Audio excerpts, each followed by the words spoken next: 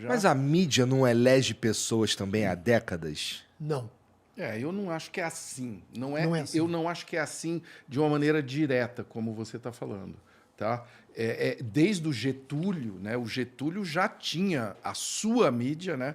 O Getúlio era um cara que tinha um jornal que ele criava para falar bem dele. Quer dizer, então essa tática de ter a minha mídia é muito antiga. Né? Agora, havia uma pluralidade de veículos, e aí que eu te falo, o jogo de críticas, entendeu? Você está mentindo, não, é você, não, sabe? Por isso que programas como o Roda Viva tem 30 anos. O cara levanta e fala, é você, cara, você está mentindo.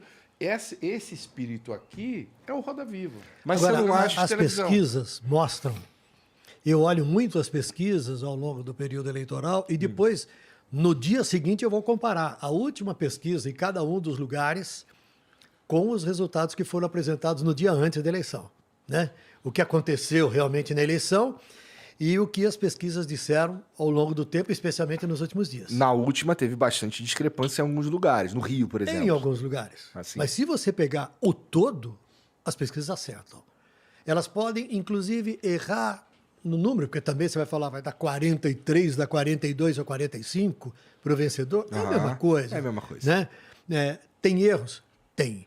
Mas, de maneira geral, elas acertam. Agora, as pesquisas, e aí eu estou fazendo assim, a pesquisa como eleitor, mostra que o primeiro elemento que leva o eleitor a decidir é a família.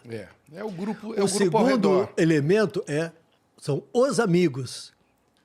O terceiro, aí se divide entre informações da imprensa e pesquisa.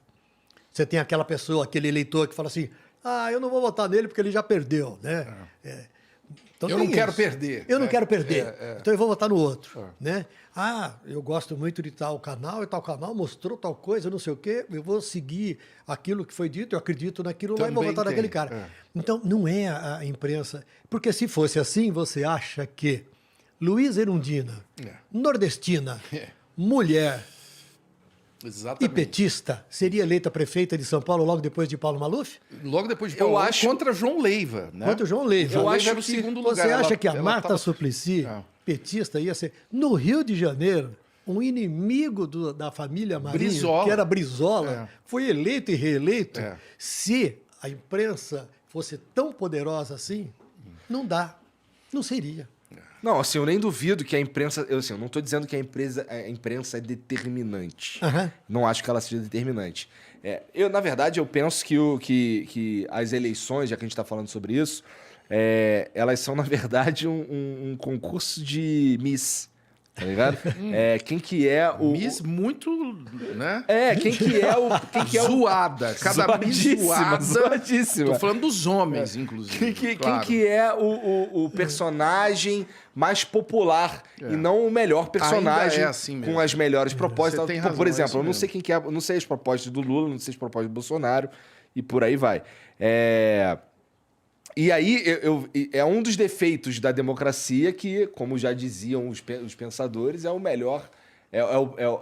ainda não inventaram o melhor. Ainda não inventaram o melhor. Pois é. É o melhor sistema. Ainda é. Então, mas assim...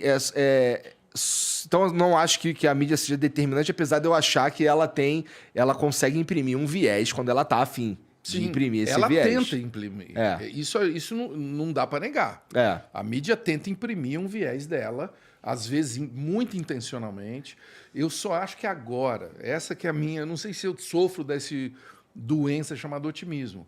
Agora é muito mais transparente. Se a mídia já percebeu que se ela ficar tentando fazer o que ela fazia antes, não tem como, cara. Você consegue imaginar um canal como a Globo ignorar o movimento popular hoje? Não tem como. Como aconteceu nas diretas. Não tem como. Não tem como segurar.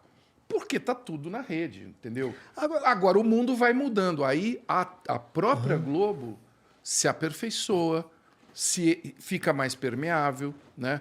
E eu estou aqui fazendo um elogio mesmo, porque é uma empresa que soube levar as críticas, como essa que eu acabei de fazer, e ouvir, e se transformar, e responder, e investir, em valorizar talento, você entendeu? Por isso E você tem hoje, com clareza, veículos de comunicação que se posicionam. Então, são pesos e contrapesos. Da mesma forma como você tem nas plataformas, nas redes digitais, você tem claramente as pessoas que defendem uma posição e que são seguidas por milhões e pessoas que defendem a outra posição e são seguidas por Mas tem milhões. os mais relevantes e os menos relevantes. Porque, assim, não é porque alguém tem mais seguidores que ela é mais relevante no debate público. Não. Claro, mas isso democratiza essa parada.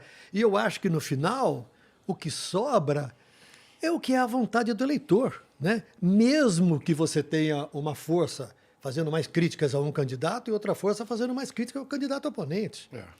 No final, sobra a vontade do eleitor. É por isso que a democracia é legal.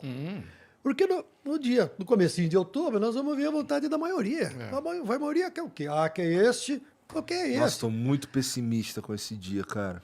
Porque eu acho que nós vamos ter um segundo turno Lula e Bolsonaro e eu sou triste com essa realidade, sabia? Mas a realidade triste é o segundo turno ou é o Lula e o Bolsonaro? Não entendi. O Lula e o Bolsonaro são a realidade mas triste. essa é a realidade do Brasil, gente. Isso. Eu sei, mas é triste, não é triste? Eu acho que é triste, mas é óbvio demais, porque para mim o problema não é o Lula e o Bolsonaro, é quem é fã desses dois, sabe? O MV Bill foi lá na Cultura também e falou isso. A gente tem que parar de ser fã de política. Pelo amor de Deus, tá na hora, tá em 2022, mas não né? parou, cara. Não paramos. Vai ter uma batalha e tá na hora também da gente falar de política, como a gente está falando aqui, sem paixão. Assim como a gente não tem programa de esporte que você briga, você fala, o cara é corintiano, São Paulino é pior ainda. Você é São Paulino, Tramontina? Deixa pra lá. Ele é flamenguista, tá na cara dele, pô. Quando a gente discute futebol, é legal discutir com paixão, não é? Mas precisa ser fanático. Então, mas o futebol... É um jogo, pô. O futebol, eu digo sempre o seguinte, eu não falo para que time eu torço, porque todo torcedor, ele age e sente com o coração, ele sente com o coração, mas ele age com o fígado. Porque... Todos os meus amigos... Você nunca falou o seu time? Aquele canalha do fulano de tal, simplesmente porque ele é do outro time. Exatamente. Peraí. Eles falam dos comentaristas. Peraí. O fulano de tal é isso. Pô, mas e daí? Ô, Tramontina, peraí, que a produção tá me chamando aqui, me dizendo que você nunca revelou o seu time. Todo mundo já falou para qual time eu torço. Menos você. Menos você. E eu nunca publiquei. Atenção, hoje é dia 27 de julho, são 9h17. Carlos Tramontina vai falar de viva voz. Caralho. Qual é o seu time do coração? Por favor, Não Tramontina. vai, duvido. Não vai falar. Qual que é o teu time, Thais? Tramontina, saia do armário. Você ficou 43 anos na Globo. 44, faltou um mês pra 44. Porra, saia do armário, Todos cara. podem dizer. Todos podem Ele dizer. ficou não tem vermelho, problema. cara. Olha aí. Qual que é o teu? Qual que é o É teu? o Santos, todo mundo sabe. Quase que eu vim com a camisa do Santos, mas eu nem preciso ver, porque eu não preciso mostrar que o meu time é foda. Eu não preciso ficar falando que nem flamenguista, que o Gabigol, que foi reserva no Santos, eles acham que é um ídolo. Pô, mas ele é ídolo. Ele é ídolo. Tu respeita meus jogadores. Para você ver qual é o nível da nossa conversa. O Gabigol era reserva no Santos. Mas é porque um cara chamado Neymar. Não é. E no Flamengo ele é assim... Ele é o Neymar tá no Santos? Zidane. Ele é o Zidane. ele é além da atmosfera. Isso que nós estamos fazendo aqui agora, nos provocando, a gente tinha que fazer na política. E não sair daqui brigado. Claro. Entendeu? Eu tenho muitos amigos hoje que eu não posso falar com essa liberdade. É verdade. A gente está aqui. É. Não é pé. Isso Eu não posso fazer isso na minha casa. É sabe? mesmo? É. Tem pessoas na minha casa que estão do lado A ou do lado B e do lado Isso B. não é legal, cara. E a gente só não consegue ter uma conversa sobre isso. Que assim, eu nem ando nesse assunto. Mas isso não é bom, cara. Isso não é bom. Isso eu fico triste. Eu fico mais triste do que aquela outra sua razão, você entendeu? Porque Lula e Bolsonaro, eles vão passar. Inclusive, estão muito idosos já. Mas o bolsonarismo e o lulismo, não.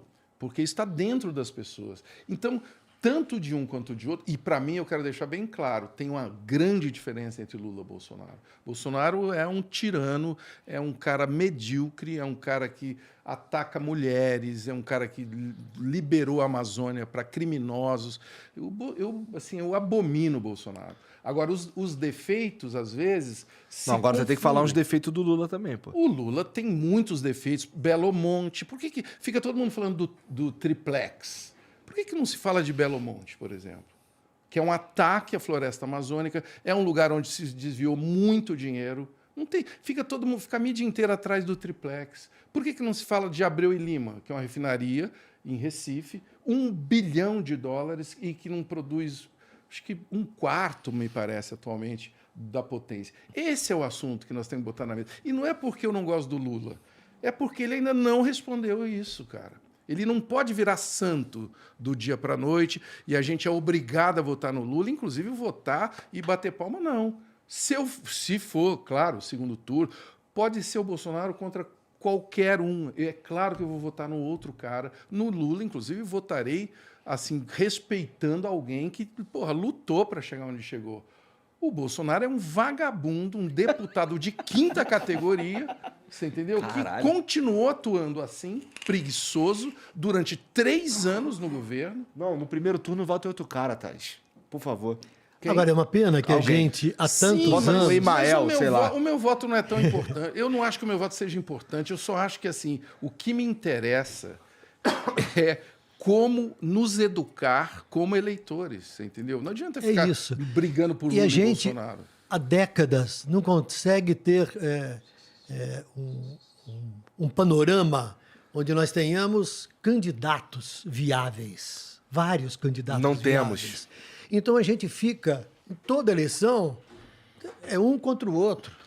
Isso. E aí você não pode falar uma coisa de um, porque todo mundo vai dizer que você é a favor do outro. Você não pode dizer uma coisa do outro que vão falar, mas você... Mas a polarização também não é algo novo que começou agora. Não, mas é uma pena que o país não tenha conseguido criar condições para que surgissem outras lideranças. Os nossos políticos não criaram sucessores também, né? Nem partidos, cara. É pior, não tem nem partido. Qual é o partido político hoje do Brasil que está vivo? O PT era o único, agora o PT está em frangalhos. O MDB, que é o MDB? Que é muito velho. O MDB é um partido, pra você ter uma ideia, até agora ele não decidiu se ele vai ter candidato. Que é a Simone Tebet, que é até uma mulher decente, eu acho que me parece uma pessoa, né, que preparada, sei lá, se preparou muito bem na CPI da Covid, foi muito bem na CPI da Covid. É uma mulher que eu respeito muito. Agora, ela é candidata e o MDB ainda não decidiu. Nós estamos aqui. Nós estamos. Que dia que é hoje? Não decidiu se ela realmente é candidata ou se vai apoiar o Lula. Ou se ele vai apoiar o Lula, ou se ele vai apoiar o Bolsonaro. Olha que partido. Ou o Bolsonaro, exatamente. Pilantra. Não é um absurdo? Assim, esse momento político que a gente vive é mais esquizofrênico. É um absurdo. Né? É maluco.